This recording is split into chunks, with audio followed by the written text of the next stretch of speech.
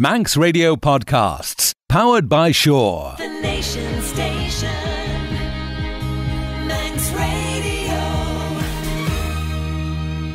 Hello and welcome to the latest look back at Talking Heads. Topics up for discussion on the programme this week included the regulation of sugar, pensioners' concessions on the heritage railways, and protecting the island's fishery. Here's Stu Peters. Talking Heads, brought to you by Magic Carpets, with the only Carndine design showroom on the island. Should the Isle of Man government take more risks when it comes to investments? Our investment in Pinewood Studio seems to have been a major success despite how controversial it was when first announced. The government paid almost £12.3 million for an almost 10% stake in the Pinewood Group in 2012, selling around half of the shares last year and the remaining stake earlier this month for a combined total of £22.4 million. But what do we think about this? Are investments like this sensible? Should government look to take more risks in its investments, or is playing a safer, better option? It is really a form of gambling, isn't it, investing on the markets like this? I'd be useless at it. I think I'd probably lose everything and then double down and lose even more. But I'm not terribly good at deciding what's a good risk and what isn't, what's likely to be profitable and what's not. What about you? Do you think that this is a good idea? Or shouldn't government ever risk taxpayers' funds in this way? This time they've got away with it, other times they might not. What do you think about this? If the government was not so generous to themselves with their employment terms and conditions and putting the Isle of Man in such a precarious financial predicament, we wouldn't have to gamble the family's silver, says our first contributor. OK. How do people think the pension fund and other government funds grow? Of course someone's invested in stocks and shares.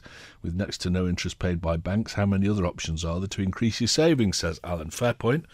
Hello, Alan. This matter of investing in the stock market, the first point, as I understand it, this is an investment in one product.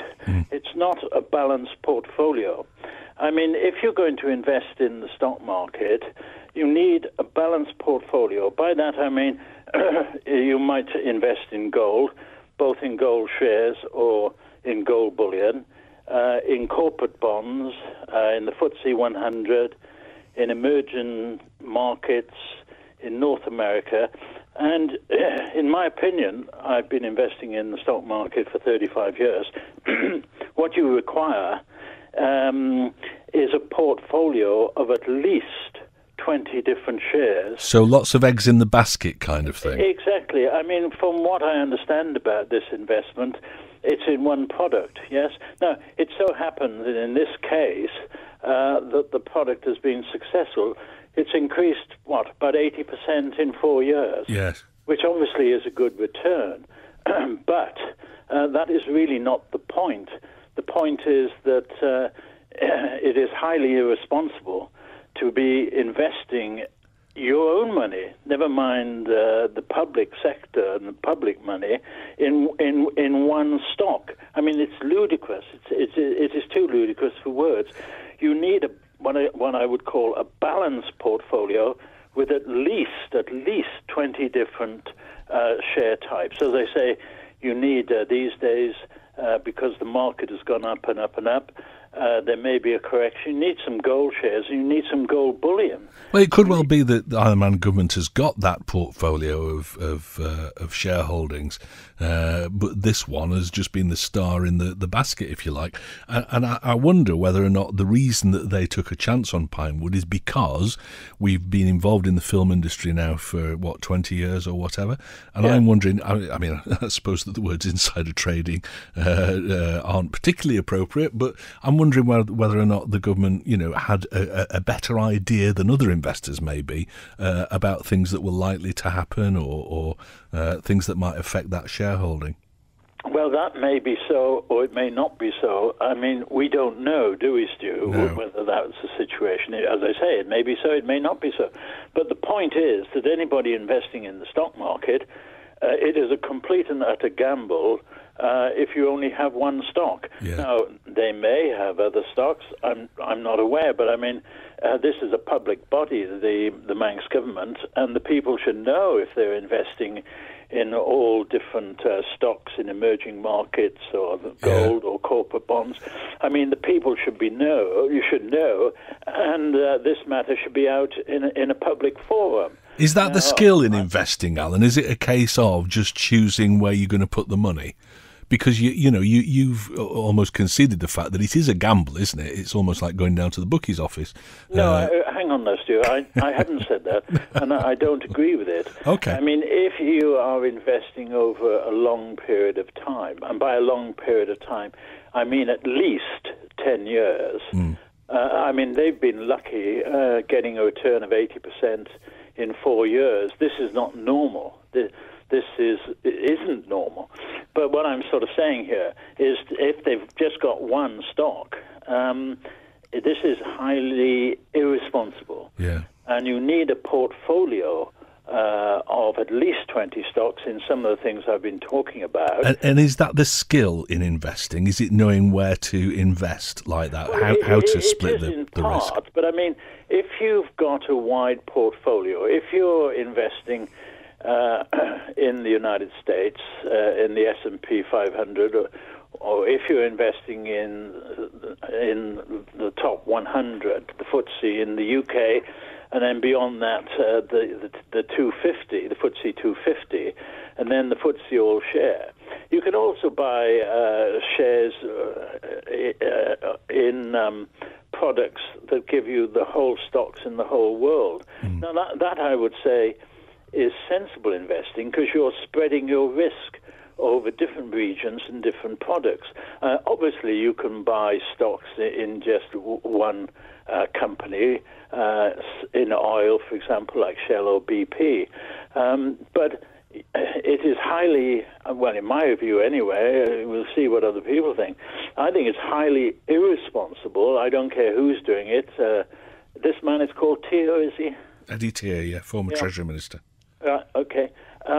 If he is doing this and has done it in the past, I would call that action highly irresponsible for the reasons that I have said. All right, Alan. Yeah, good to talk to you about it, and it's nice to talk to somebody who's got first-hand experience of investing as well. So, okay, Stuart. Super. Thank you very much for calling.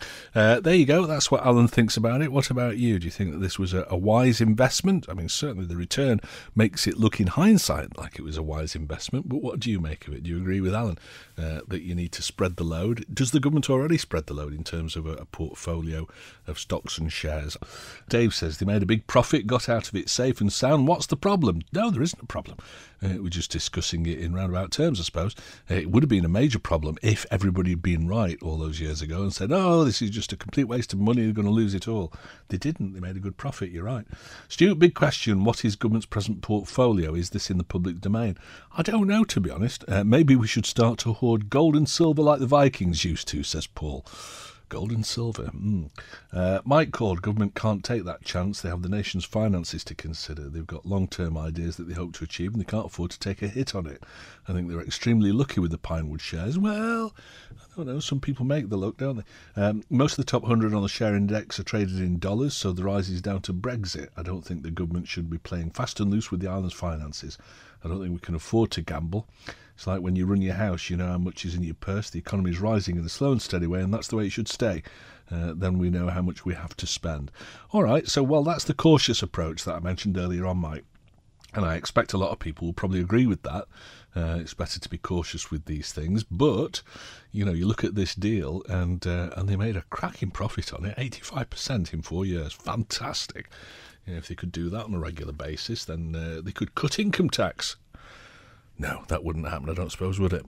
Here's a view from Mark, who usually comes up with good suggestions. Quite obviously, government should not invest in shares in the manner that they did in Pinewood. Let's not forget that John Whittaker, one of our tax-capping local billionaires, owns it. Some coincidence, but that's another story. You don't invest directly in shares, you invest pensions, etc., in funds that spread the risk. We got lucky this time, but the shares could have gone down just the same. So, invest in a broad range of bonds, funds, etc. Never gamble public money in this fashion. Well, I get the impression that government's got all sorts of investments that it does through advisors. So, we probably do have that wide portfolio that Alan was talking about. They got lucky once, says Mark. That's not the way to run our finances. I'm very surprised that anybody who claims financial expertise should ever suggest this. Eddie Tear's clearly not a wise choice to have control over the public's finances. Well, he hasn't anymore. The government will have no inside information as to the future performance of any shares. Why ever would they? This success comes nowhere near the approximately £100 million wasted on the film industry to date in total, with no return at all. So perchance we got about £10 million back from some shares in addition to the £100 million already lost. That shows the true nature of tier economics. Okay. Hard to believe 80% in these financial times. Well, yeah, that's apparently the figure. I'm afraid to say the self-opinionated know-all Alan sounds like a jealous man who needs to get over himself and recognise a successful deal carried out by an astute politician. Okay, well, I enjoyed talking to Alan. I mean, I don't know anything about investing, and Alan clearly does, so I found it quite interesting, his point of view. Now, whether or not people agree with it is a different thing altogether. That's the beauty of this programme. It's always nice to hear different points of view, I think, isn't it? Stu, our government has a multi-million-pound investment portfolio in respect of which it retains professional advisors. There you go. I presume that was the case, John. Pinewood has been a standalone topic because it originated in connection with other film industry investments, which were all the subject of some recurring political criticism, not half. As it is, the proof of the pudding suggests that this was a very sound investment. That from John W. Good, thank you. Christine says, talking about government investments, I don't think that this is a good example of a speculative investment, as it seems to me unlikely that the government's financial advisors advocated acquiring some shares in Pinewood as a hedge against the government's filmmaking activities. The general idea is that films can lose money, oh yes, but studios can still accrue profits from making films, so owning shares in studio owners is a hedge against potential losses. It seems to have worked in this case, says Christine. Yes, it does. Stu, the profit from the shares needs to be taken into consideration with the Media Development Fund and the associated management fees and costs that were paid out too at the same time. There were many more millions of taxpayers' pounds involved in the bigger picture surrounding this investment. There were many more millions of taxpayers' pounds involved in the bigger picture surrounding this investment, says Peter. Okie dokie. Come on, Stu, no one can make a continual 80% profit on the stock exchange. That would be obvious to anyone. Take off the rose-coloured glasses. Also, Alan, the investor, was not some know-all, as suggested by an ill-informed contributor. He said some wise points. Yes, I thought he did. A man who's worked in this area for 35 years is somebody you should listen to. This success is no indicator as to future government policy. Only a fool would think so, says Mark. OK, fair comment, not a problem. I wonder if you call Alan or many other shareholders care about what industries their investments support or just about the highest returns. I'd want to know whether our government invests in dirty energy or unethical industries and activities which exploit workers and cause unnecessary damage to our planet. I expect they've got to be reasonably mindful of that kind of viewpoint. I'm guessing, Wendy, I don't know for sure, but I would have thought that they'd have to at least bear in mind whether or not something was ethical that they were invested in, because they would know that they'd be pilloried in public if they didn't. You know, if they invested in the slave trade or whatever, or some human trafficking operation, then it had come out and it had caused all sorts of a problem for them. So I expect that they're mindful of those things. Whether or not that is the prime consideration when they're looking at investments, or whether or not, as you suggest, it's the potential return, I don't know. Why not congratulate Mr. Tear on a job well done? The Treasury's undertaken a job which will help fund the naive decisions of health to reverse proper decisions whether a drug treatment series is correct. That from T. Right, okay. 85% interest profit, that's half the prom resurfacing costs, and the money's already in the bank. Spend, spend, spend now. Well, there you go. Two birds, one stone. Back to the Pinewood investment. Did the government's professional investment managers recommend Pinewood shares to be added to the portfolio? No. The shares were purchased as an attempt to prop up the failing Manx film industry, says Ed. I don't know if that's true or not, Ed. No reason to doubt you on it, but other people might have a different view on it. Can Kate Beecroft be asked on Pinewood? A current minister familiar with that investment in Pinewood. Eddie Tear is asking for a clap on the back. Let's hope that we'll hear about other investments he pushed for that may not have gained as a balance here. Yes, I'm sure that we will hear from Kate Beecroft over the next few days. Stu, I wonder what Eddie Tear would be talking about had the Pinewood shares lost 80%. Lessons have been learned. Yes, time to move on. I expect so, but it didn't. I mean, it made a cracking return, didn't it? The Nation Station, Manx Radio. Should pensioners get free travel on the heritage railways? A Tynwald Select Committee is now being set up to review the Department of Infrastructure's decision to scrap the concessions and introduce half-priced fares for those of retirement age. It strikes me at the moment that there are a few things that people, candidates for the election, have been hearing on the doorstep that are going to be going through keys over the next few months, and I wonder if this is one of them. What do you make of this? Tell us your thoughts. Get in touch and tell us. I think that the main point of this is that if there is spare capacity, then you might as well use it. It's not going to cost any more to allow a pensioner to travel for free on a train or a bus or whatever it might be, if the thing is pretty much empty. If, however, it's pretty much full, then that's a different thing altogether, I suppose, and that's where the difficulty comes. But on the basis that our listeners know far better than the people who are in charge of our transport systems how to run them, then you might have an idea what the best answer is to this. Ray's been on with an interesting take on this. He says, Stu, bit of an old chestnut with me, this. I'm speaking as a pensioner, and nothing should be for free. Reduce fares for pensioners by all means, but not free. Same goes for prescriptions. Same goes for hospital stays. You should be charged for your food. You're in to be treated for an illness, and if you're ill at home, you still have to buy food. It's time we all got real, says Ray. That's an interesting take on the situation. I can't say I disagree with you, but it's an interesting way to look at it. Why are people getting charged in the first place for the horse trams? They go up and down the prom empty 99% of the time. You might as well fill them for free, or stop them and give people free bus passes to spend money in other parts of the island. My wife used to get free train and tram travel. I used to pay the fare, and we used it every weekend. We used it when we had visitors or customers, all paid the fare. We went as groups, 3 to 6 or even 7, several times a week. Now she has to pay. We take the car or just don't bother going to Ramsey or the South. New system's lost them a few quid from our travels alone, says Chris. OK. Somebody else called, I'm totally opposed to free transport for pensioners. Look at the buses. There are 3 buses an hour from Castletown to Douglas. Why 3 an hour? Are there 3 an hour? How busy are they? It's the same on Sunday. Why don't we just have 1 an hour? They're providing a Rolls-Royce service. When it comes to the heritage railways, it goes back to the scope of government report. Why are the government running a heritage railway at all? There are other economic pressures to deal with, like schools and class sizes. But all the new MHKs knew it would be suicide to go against this free travel when speaking to people on the doorstep. It's the same with the TV licence fee. Yes, I get the impression that we're going to have a few months of politicians sort of manning up to, or womaning up to, the promises that they made to people on the doorstep about things that seem to be bothering people. Whether or not they're the right decisions or not is another thing altogether. David H. says, I think that prescription should have a nominal minimum charge to reduce waste, but transport's different because it runs regardless. Bob's been on. He reckons that there should be some sort of a set reduced fare, 50 pence a pound, something like that, for everything for pensioners. So, you know, whether or not you're getting a bus or whatever it might be, a bus or a tram or a train, that you're going to pay the same amount of money. That's not a bad idea, maybe. Another one from Ron. He says, Senior Citizen Platinum Card, $37.50 for a season, 6 trips and it's paid for.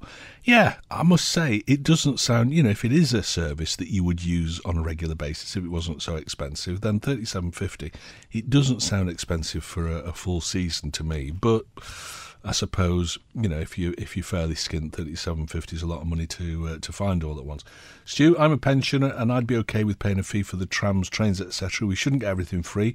Buses are a different thing, as people need to shop, etc. And many people don't drive.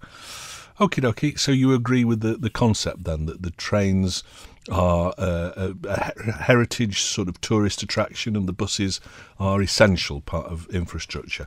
That seems to be the political point of view on that one, listening to the debate in Tynwald about it. Hello, Brian. Well, I use the bus quite often. I'm a pensioner, I'm 72. Yeah.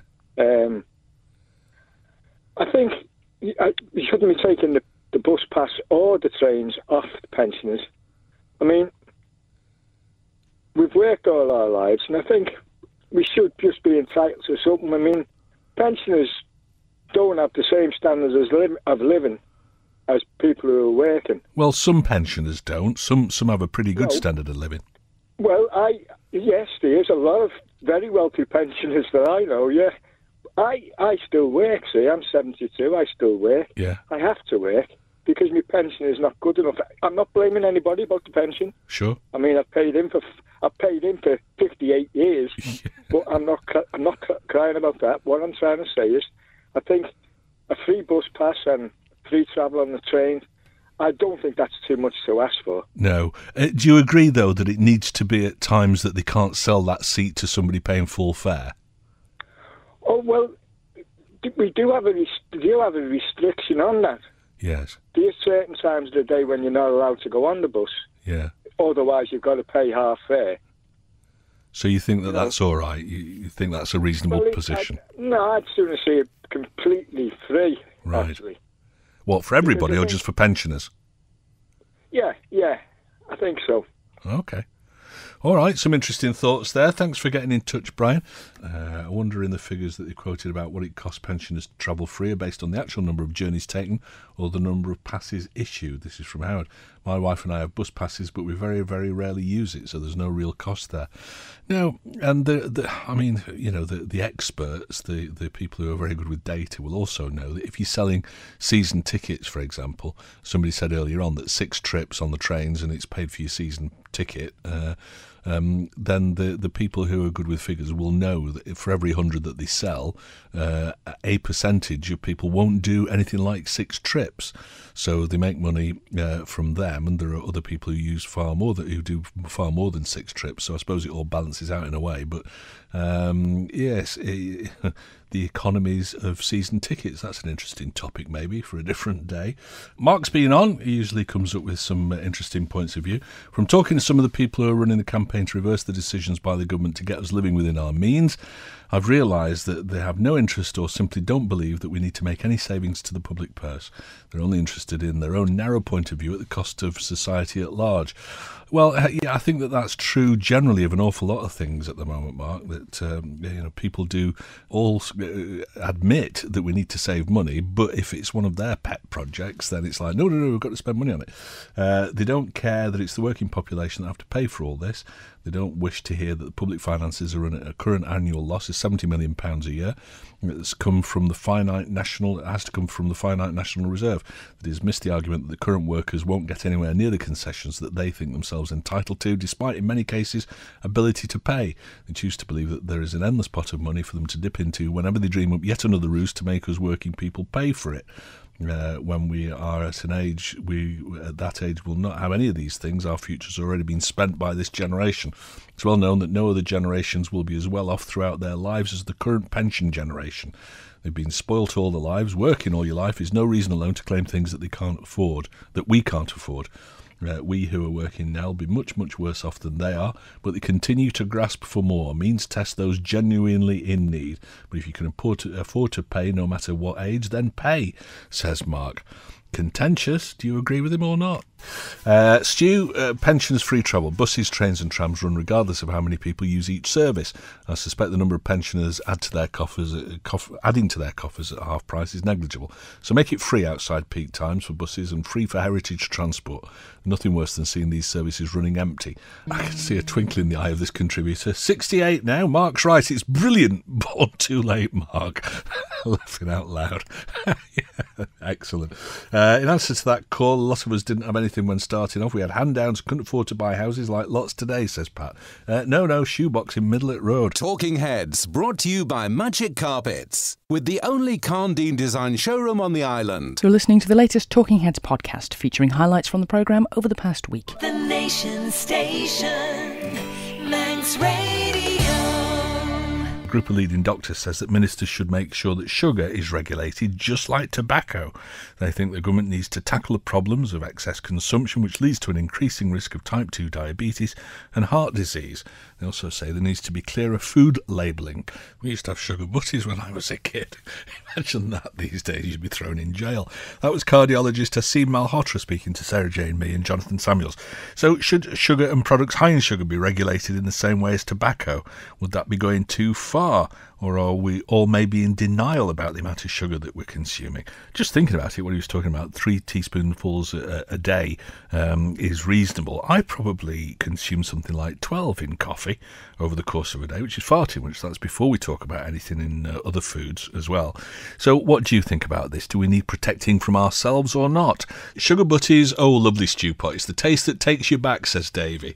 Yeah, not necessarily a good taste, I don't think. I think if my mum was flush, then you'd maybe get bananas on them with the sugar. But those were on posh days. Let's go to the lines. We've got Ken on to talk about sugar. Your expert that was on never mentioned George Osborne's sugar tax on drinks. And I've just looked it up. I think it's still going ahead in 2018. I think it is, yeah. And whether the Isle of Man's going to have to negotiate to get in it, of course. But it'll be a new tax and all sort of difficulties. But we usually just follow suit on things like that, don't we? No, we don't bring in climate change levies and things like that. We don't just follow suit. Well, we do if it makes the government any more money. Well, yes, and it's supposed to go towards, any money's supposed to go towards schools and things like that. But seemingly, depending on the statistics, of course, in Mexico it's supposed to be working. It's supposed to drop obesity by 15% All right. in 2014. Yeah. But there again, other firms, who I shouldn't mention, say, well, a bit, that's not the reason. People are just getting more healthy. Yes. It's statistics and, it's a tax thing, raising money to... but yes, there's too much sugar. Too much sugar, yeah. Whether we should tax sugar more than it's already taxed in some way. Yeah. It's another of those things, though. It's addictive, isn't it? I think we found that out last time we talked about this. Somebody said it's actually addictive.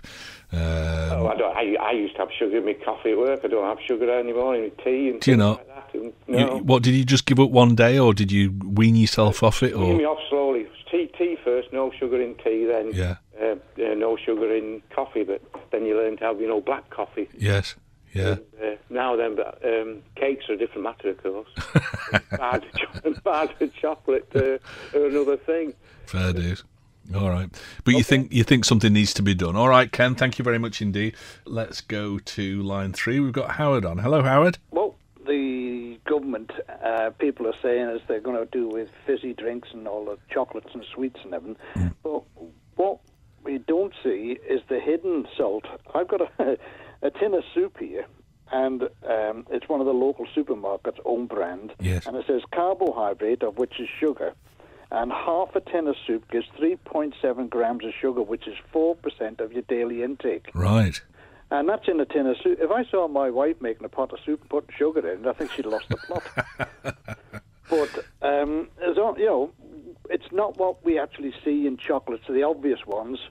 It's the hidden ones where the sugars are put into to make them sweet and attractive to children. Yes.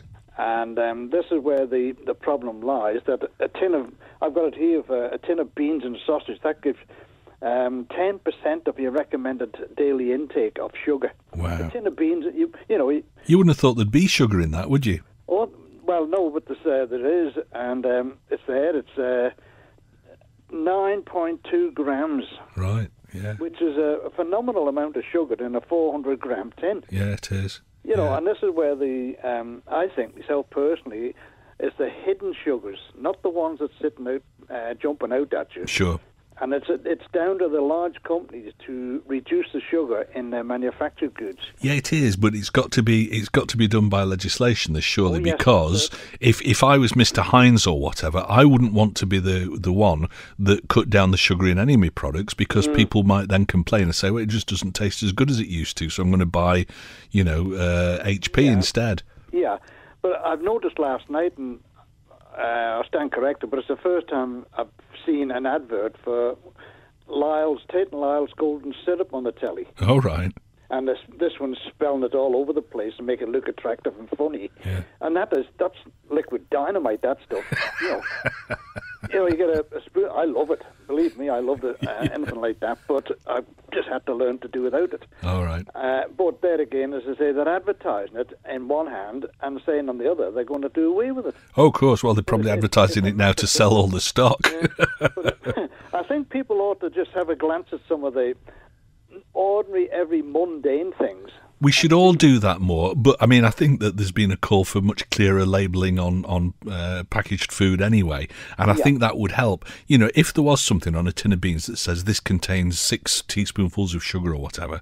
Well, then, it does on this one here. Yeah, but it's not terribly clear usually, is it? This is the traffic light one, but it's given it in a green. Right. You know, as opposed to being all right. Saying that that's okay. 10% of your recommended intake. If they had uniform labelling, so you could see that one had maybe 6 teaspoons in and the one next to it had 4, so that, you know, you'd go for the one with 4 and see if you could cope with it, sort of thing. I don't smoke, but they've had the hard-nosed attitude now, and they've quite literally covered up the cigarette. Oh, yeah. And they're going to go to, why can't they do this with the food products? That's what they're talking about, yeah. Yeah, that's what they're talking about now. Dangerous form, because everybody's got to eat. Yeah. Okie dokie. Thank you very much for your call, Howard. What do you think about this? Couple of texts in. Stu, you've only got to look at the recent traffic chaos in and around a certain fast food outlet over here to see how ignorant people are about sugar content in certain savoury foods. Parents need to regulate their children's intake more, says Steve. Yeah, and education about things like that as well. Sugar butties, that made me laugh, Stu, says Dee. I remember having them as a substitute pudding to use up the leftover buttered bread on the table after a meal. Plus, we used to suck on sugar cubes in cafes. Ugh. My mother still has occasional sugar butties nowadays, says Dee. Oh, well, there you go. Not just me, then. The amount of sugar, salt, fat, etc. being labelled on products for years, people just haven't cared to look. And when they're told, act like it's a big secret. I've always looked at what levels are in food, and it's my choice if I go ahead and eat or drink it. People just need to pay more attention. Yeah, yes, I just think that it's not terribly clearly labelled. I mean, I know that there's a move towards that, and I would welcome that as a consumer. Certainly the information's there if you sort of read the small print usually, but I think they're getting better at it, aren't they? Sugar on brown paper, then red hot poker to burn sugar to make toffee. Those were the days, you see. It's the good old days. It's not Talking Heads, this. I think it was President Nixon, says Brian in Douglas, that to get elected got the farmers of America to grow corn, which was easy to grow, made into corn syrup, which was cheaper and 3 times sweeter than sugar. I didn't know that. Then got manufacturers to use that syrup in virtually every food group. Well, that makes sense. I'd never heard that before, Brian, but thank you for getting in touch with that little snippet, that little factoid. That makes an awful lot of sense. I mean, America and food, I've got a Facebook pal who's been posting some pictures, just been in New York, I think, and he posted a picture of going out for a meal somewhere, and the side dish that he got was almost like one of those platters that you get for 4 people to share. It was huge. I mean, they must waste such a huge amount of food in America. Let's go to St John's, to our correspondent Diane, who's talking about sugar. Hello, Diane. I rang in mainly to back up what Brian had said about the corn syrup. Oh, yeah. It's very cheap and easy to produce, and they've added it more or less to everything, and you become addictive. It's not enough, and you just keep wanting more and more sugar. Yeah. And this all started back in the 80s when they removed the fat from food in the belief it caused heart attacks. Yes. And they replaced it with salt and sugar. And then the heart attacks and cancer rocketed. Yeah. Because cancer cells feed on sugar. Right. They've grown receptacles, so as the bloodstream takes the glucose round, which is also the food for the brain, it latches on and sucks the glucose out. So when you cut out sugar, you need to replace it with what is known what the brain can feed on, which is good fats. Yeah. Which I think the experts have now decided isn't as bad for you as they thought 10 years ago, is it? Well, the fats that you need to replace the sugar are the medium chains, which is coconut oil, avocados, and nuts. Right. Okay. So which the brain can then use as food. But no doctors, because they're all funded and trained by the pharmaceutical companies. Yeah, that's the concern. They won't tell you, speak-wise, that the cancer cells feed on sugar. Right, okay, well, that's an important thing to know. Thanks very much for getting in touch, Diane. It makes sense, actually, what she's saying. I don't know if she's right or not, but it makes sense. Stu, I remember sugar butties too, but that was when we couldn't afford convenience foods, even if they'd been available, so a little extra sugar didn't matter. Bread and dripping after a Sunday roast as well. Happy and healthy day, says John. I don't think we ever had bread and dripping, although my father used to rave about it from when he was a kid. I remember that my mum used to have like a metal jar thing next to the cooker with used fat in it, which nowadays health and safety would probably have a fit about. But it made everything taste much nicer. Mike called. My dentist told me that the sugar in everything, so you'd have to cut out eating to cut out sugar. My father always used to say, all things in moderation. Good advice as well. The Nation Station, Manx Radio. Should there be tighter restrictions on the amount of scallops caught in Manx waters? There's been a spike in activity on the scallop fishing front this week, and we've heard from a couple of people who were talking about it on the programme. It's something that might not be as much advantage to the island as people might expect. The start of the new season this week saw several tons of king scallops brought ashore and taken off island. Dr David Beard of the Manx Fish Producers Organisation says that the enormous quantities of scallops which have been harvested since the start of the season this week are good news, but we do need to look again at Manx involvement in the bottom line. What do you think about this? Should there be a tighter cap on the amount of scallops caught each day, or could that hinder Manx fishermen as well as those from further afield? If other fisheries charge a levy, why don't we? That sounds like a no-brainer to me, to be honest. Could they monitor the number of bags if they had a bag limit? I don't know anything about fishing, as I said, so I'm hoping that we've got some experts listening who can get in touch and come up with ideas on this. My best idea so far is to forget using nets and trawlers and things like that, and only allow scallops that are caught with a rod and line. That would build the stocks back up. Stuart Spianani says, I'm absolutely in favour of a per bag levy. Perhaps say £10 a bag. I assume that the catch currently has to be declared so it can be weighed. Thus putting in place admin to collect the levy can't be difficult, says Stuart. Just had a look at the Marine Finder app and found all these English trawlers taking our queenie, says Rob. And he sent me a picture. Let's see if I can open it. Oh, yeah. Loads and loads of... I'm not going to zoom in and get all the detail on it, but yes, there is a fair flotilla of boats off Kirkmichael at the moment, by the look of it. Interesting. Okay. What else? Really can't believe that we don't have a 1 mile no fishing zone around the island as a nursery area. Don't believe we have these issues. I'm a regular diver and you wouldn't believe the mess the dredges cause to the seabed. If we had a no fish zone, I'm sure it would work. That's Paul from the Isle of Man Sub Aqua Club. They're here for one reason, that we've protected our stocks and they've fished their areas out. It's a Klondike out there for big foreign boats at the moment, of no benefit to our island. Well, yeah, that's the problem, I think, isn't it? So what can we do about it? Maybe we should use the work permit card if they're in Manx waters, says Steve the Fish. Could you do that, I wonder? I suppose that part of the problem on this is that, you know, on the face of it, to those of us outside the fishing industry, you just think, oh, it's easy, just not allow them. Get the fishing protection vessel out to stop them. Head them off when they get anywhere within sort of 12 miles of the Isle of Man. Send them back home. But our fishermen need to fish in waters other than Manx waters as well. So you could very easily start some sort of a fish war, couldn't you? And there will be all sorts of international conventions that legislate what we can and can't do as far as that's concerned. It is a scallop season from the 1st of... Oh, is that the real name of scallops then? A scallop season from the 1st of November. They'll be fished out in a week, says Anne. See, when I was a kid, a scallop was a potato cut into round bits. It was a bit like chips, but battered. But round bits of potato, battered, and then done in a chip pan.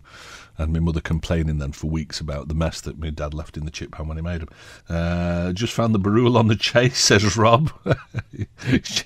Checking his radar thingy.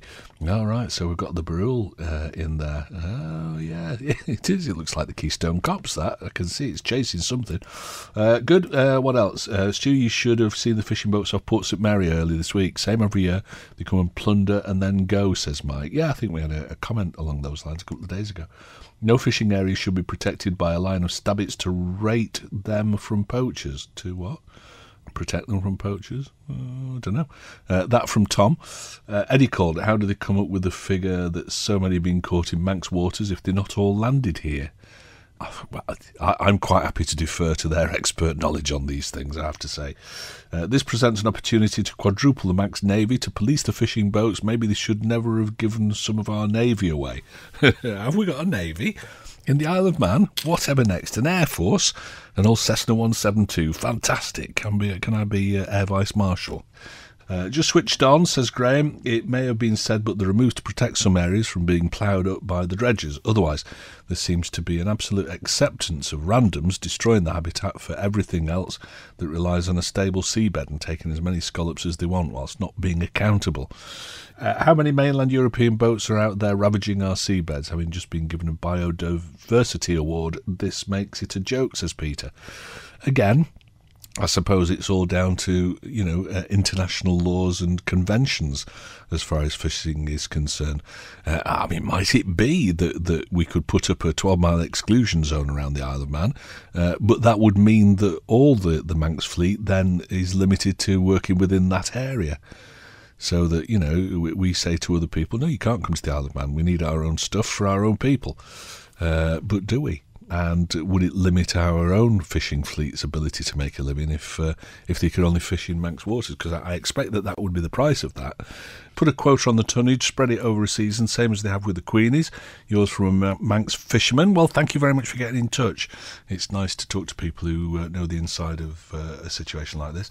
Scallops are landed in UK ports as the Manx processes can't, I'm thinking it means, handle the volume. Also, price plays a big part. All boats fishing scallops have to keep catch logs, so that's how government got the figures on landings. Right, okay, thank you for that.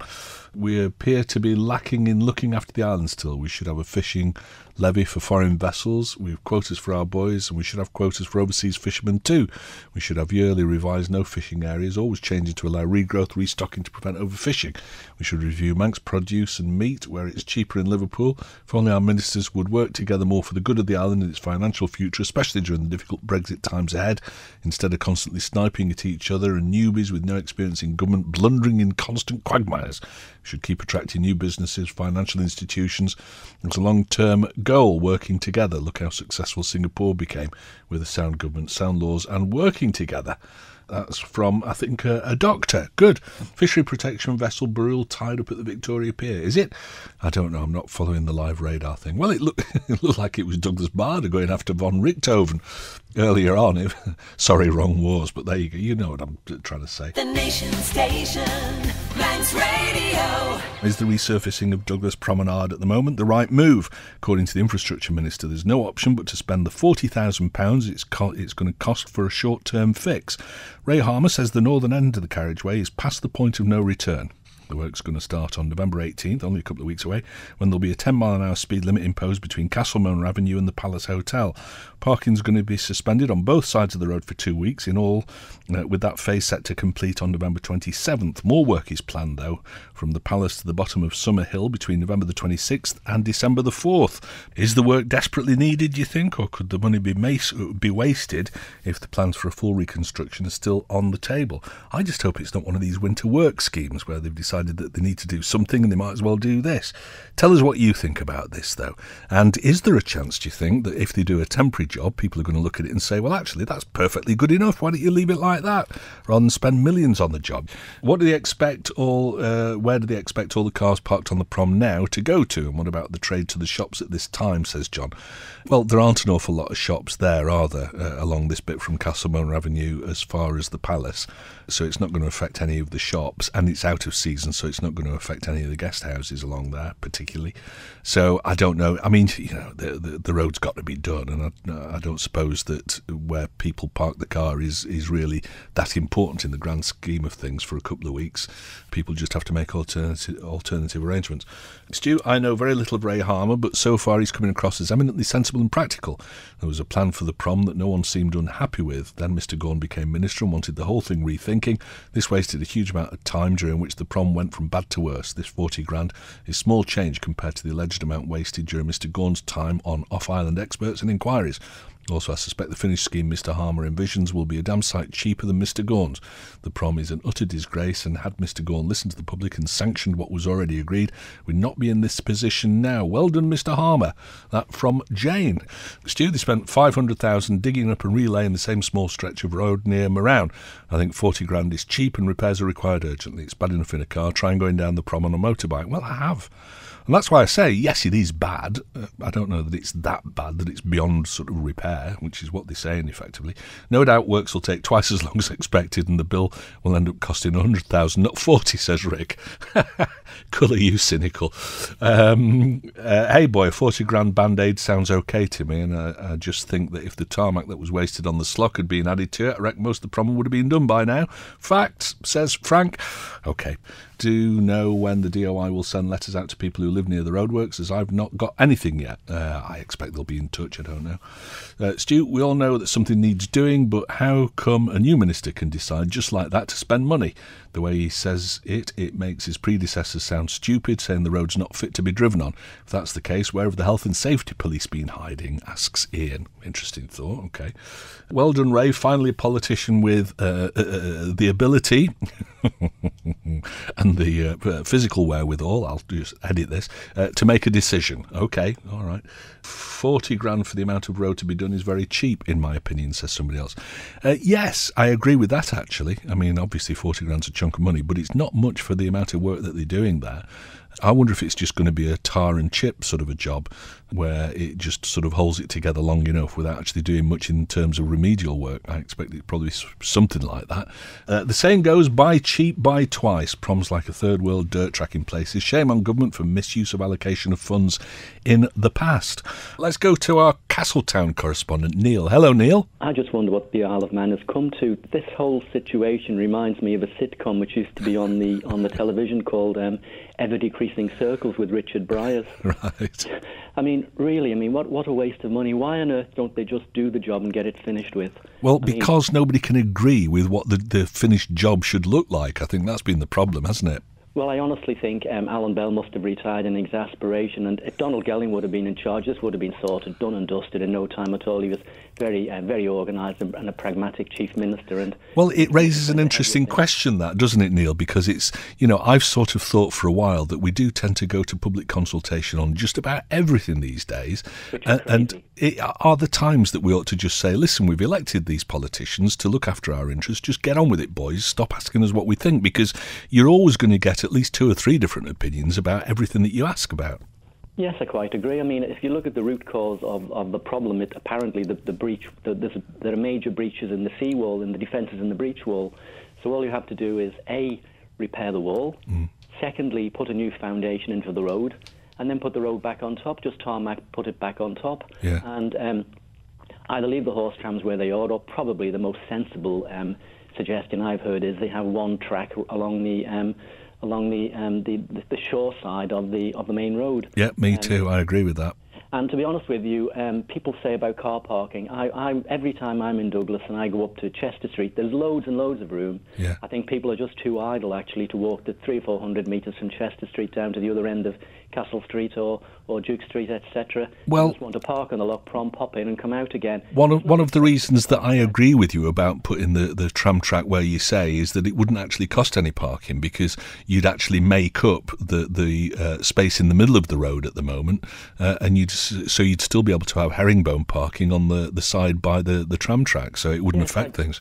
Yeah, I seem to remember they used to do that, actually. When I was at school, they had herringbone parking in the middle down in the winter season. Oh, no, not down the middle. I'm saying the space that you would win back by not having the tram tracks in the middle of the road effectively would just offset the 2 lanes of the road, so that you could still have parking. So you'd have the promenade walkway, then you'd have a tram track, and then you'd have herringbone parking, and then you'd have sort of 2 carriageways.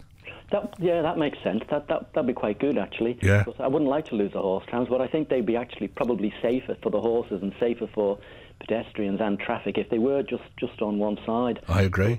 But why on earth we have to go round and round in so many circles is beyond me. I mean, why can't they just sit down, make a decision, sort out the wall, sort out the road, and have done? I mean, we don't need £1 million consultations. We don't need fancy crossing points. We don't need reorganised lighting. The one thing we do need to do, actually, is to have some joined-up thinking, because in my experience with road surfacing down here, there doesn't seem to be a joined-up thinking between the various users of the road, i.e. that's the utility road, gas or the electricity or the water.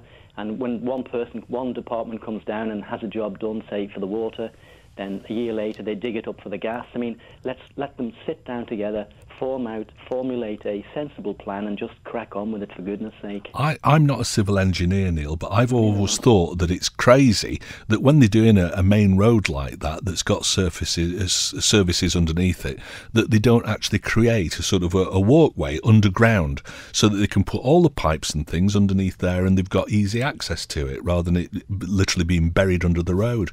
Absolutely perfect, because right alongside the Heritage Railway system, which runs from Port Erin through to Douglas and right through to Santon, to the one side of the railway track they put in the IRIS scheme, which you can hardly see. There's a few little inspection points here and there, and apart from that, it runs along. They can get down there and service it whenever they want, and it was all done together in one go. And I think it was done under Donald Gelling's jurisdiction. That one came through perfectly. But all this nonsense about going round and round in circles is beyond me and beyond most of the people I speak to be honest. All right, some good points there, Neil. We'll take over one day and we'll do it properly. Indeed. Thank you very much for your call. That's Neil's point of view on it. Good. My understanding of the roadworks on the Prom is that it's just going to have a surface skim, i.e. no foundation work. That's my understanding as well. As the entire Prom foundation is made of concrete and rebars, reinforced bars. However, any good road repairs to the Prom is a plus in my opinion. That's from Kevin. Thanks, Kev. Predecessor spent £1 million on consultants, got nothing done, so 40,000 for a temporary measure is at least to make it safe, seems like good value.